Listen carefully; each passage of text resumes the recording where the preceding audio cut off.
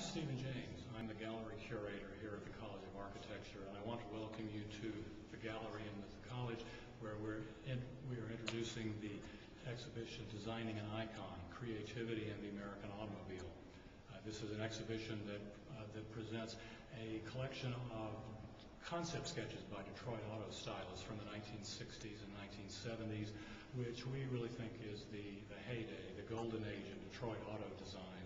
And we think it's an exhibition that not only our students but people around the city of Houston will be interested in seeing. One of the reasons I think people will like this collection, as I think I talked to you about before, is that in a way it presents a history lesson of what was going on in the culture, American culture in the 1960s when these hot cars were really popular. But it also is an art exhibition because we want people to see the kind of skill that these stylists had in representing their ideas to management, which is really what these were for. After they came up with a sketch or an idea of a concept of a car, they would then have to sort of draw or paint it in a way that was presentable to management. What you see in the gallery is a number of different stylists represented.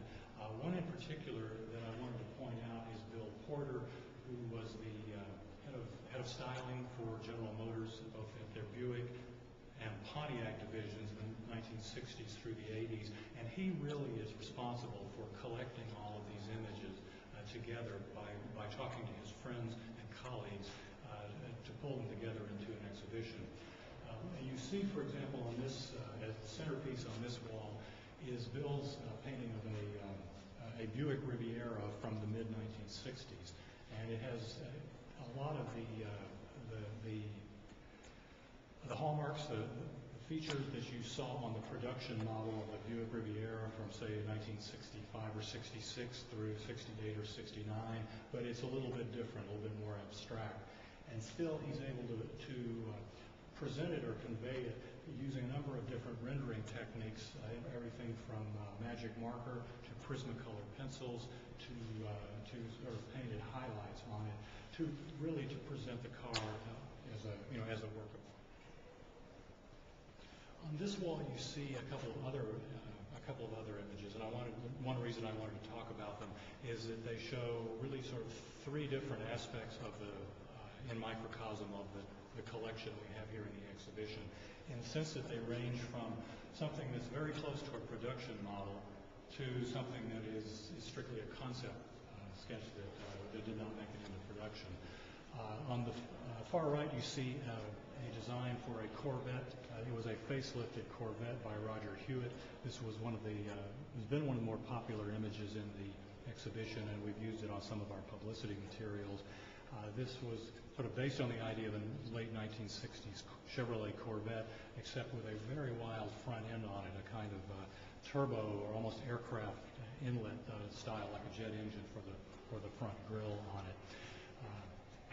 But it's also a very colorful rendering that's done mainly with magic markers or what they called flow pen at the time, but they're very much like a Marks-a-Lot marker, colored marker today, with pen and white painted highlights and so on. The center one is a proposal for a grille, a new front end. Their proposal for kind of a facelifted front end treatment for a Pontiac Grand Prix from the early 1960s. Probably about this model Pontiac would have been current 1963, 64, or something like that. And so this design would have been a couple of years before that.